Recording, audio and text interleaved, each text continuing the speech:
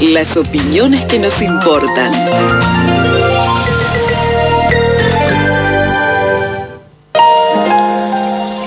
Antes, después, eternamente, hay un lugar que nos permitirá encontrarnos. Perpetual, donde perduran los vínculos.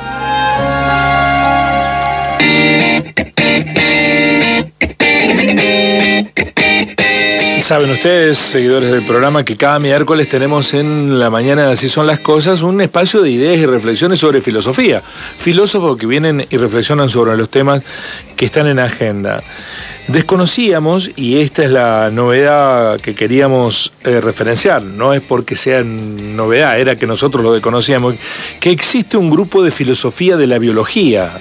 Grupo de Filosofía de la Biología, que va a desarrollar actividades entre este jueves y viernes en la ciudad de Río Cuarto. La del jueves es una clase abierta dirigida a estudiantes de la carrera de grado de la Facultad de Ciencias Exactas de la Universidad Nacional de Río Cuarto. Va a ser a las 14 horas en el aula 23 del pabellón 4, a cargo del doctor Guillermo Folguera, bajo la consigna Ciencia y Ética, Relaciones Complejas, Relaciones Necesarias. Está en línea con nuestro programa el doctor Guillermo Folguera. Guillermo Jeremía, del programa Así Son las Cosas de Río Cuarto, lo saluda. Doctor, ¿cómo le va? Buenos días. ¿Cómo estás, Jeremía? ¿Todo bien? ¿Me puedes tutear, eh? Bien, perfecto. Es un vicio de profesión el mío no tutear a los entrevistados, pero voy a hacer el esfuerzo, gracias, Guillermo. Bueno, primero, hay una filosofía de la biología, siendo una ciencia exacta, ¿también debe tener una interpretación filosófica? Sí, es una disciplina. Tengo un retorno alto, si pueden bajarlo, pues escucho eco. Bien. Es una disciplina que empezó hace 6 décadas más o menos, la filosofía de la biología. Primero nace como una manera de pensar a la propia disciplina, y después empieza a hacer otra pregunta, que es en particular en lo que voy a llevar a Río Cuarto, que es preguntarse cómo intervienen las ciencias biológicas en problemáticas a nivel mundial, regional y nacional. Por ejemplo, frente a una empresa que contamina, o frente a la crisis climática, o frente a una plantación de soja, qué disciplinas de las ciencias naturales son las que intervienen, de qué modo, y en ese sentido, por ejemplo, cómo se cruzan con aspectos éticos y políticos. Así que esas son algunas de las aristas que los próximos días vamos a ir a compartir en Córdoba. ¿Y cuáles son las principales dudas existenciales que la filosofía de la biología hoy está planteando en la agenda pública? Y una parte muy importante respecto a cómo intervenir para mejorar la calidad de vida de las comunidades en la naturaleza. Hay una parte muy importante ahí. Después hay otra que tiene que ver con, por ejemplo, frente a la diversidad de disciplinas vinculadas con las ciencias naturales, cómo dialogan hacia adentro de la propia biología. Eso es un punto muy importante. Las ciencias biológicas no dejan de ser un conjunto de disciplinas muy diversas. Si ustedes se fijan, no sé, todas las ecologías, todas las genéticas, todas las toxicologías, son disciplinas que uno diría, bueno, tienen mucho en común y sin embargo tienen enormes, importantes diferencias. Y después, cómo se vinculan ni más ni menos las ciencias naturales con las ciencias sociales, que ahí no solo en cuanto a su objeto de estudio, sino también en cuanto a los presupuestos son muy diferentes, y por ejemplo, cómo se vinculan ciencias políticas, ciencias económicas con el propio abordaje pretendidamente objetivo de las ciencias naturales. Hoy hay en discusión, ya incluso desde un paso atrás, no hemos retrocedido en el casillero, porque hay negacionismo ambiental, por lo menos de algunos sectores, que el ambiente no está siendo dañado, que es toda una ideologización de la práctica ambiental. ¿Se ha tenido que retroceder en la discusión desde su punto de vista, doctor? Sí, yo creo que hay, por un lado hay una forma de negacionismo creciente que hace que la crisis climática no sea prioridad, y que cualquier discurso sea igualmente valedero. En general, esos sectores que levantan esa forma de negacionismo no son negacionistas, por ejemplo, respecto a tecnologías bélicas.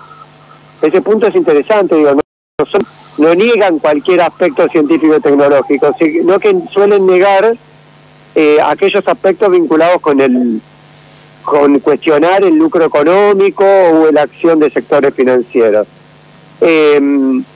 Después también yo creo que hay matices de negacionismo.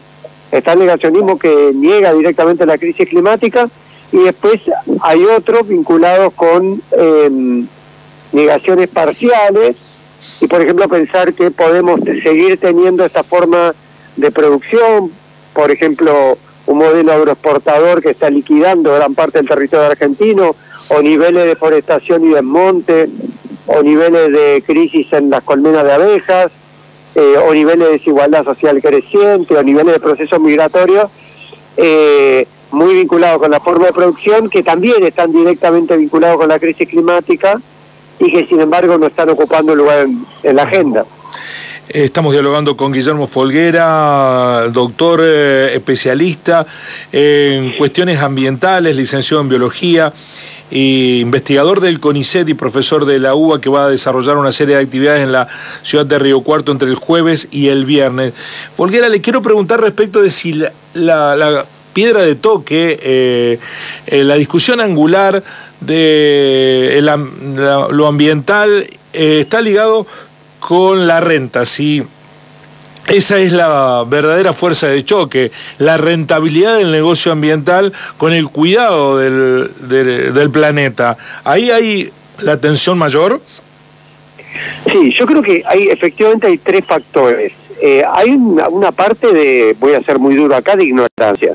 Yo creo que hay grandes sectores vinculados con el empresariado y la dirigencia política que ignoran parcial o totalmente estos temas, en muchos casos producto de una intencionalidad por no darle una prioridad, en otros casos yo creo que formados en otra etapa de la historia del país, y que no le han dado la relevancia al aspecto involucrado.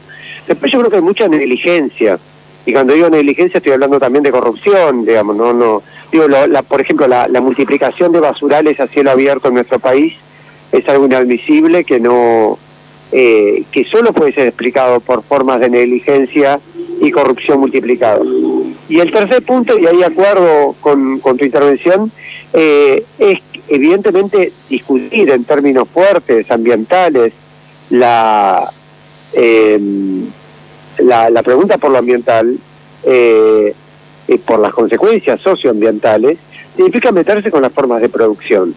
Y entonces ahí hay muchos sectores que no están dispuestos. Digo, por ejemplo, que Argentina sea hoy el país que usa mayor cantidad de agrotóxicos por habitante, evidentemente tendría que llevarnos a hacer una pregunta estructural en torno a estos temas. Y ahí hay un desconocimiento, o un no intento por incluir esos factores. Lo mismo, no sé, la mega minería. Argentina, por ejemplo, el derrame de la Barrigol del 2015 en San Juan, en la mina Veladero, no trajo mayores consecuencias. Todavía hay la Barrigol fue absuelta y los funcionarios involucrados todavía no fueron llevados a juicio. Digo, es muy claro, muy clave cómo se combinan aspectos de interés económico con aspectos de desidia y corrupción.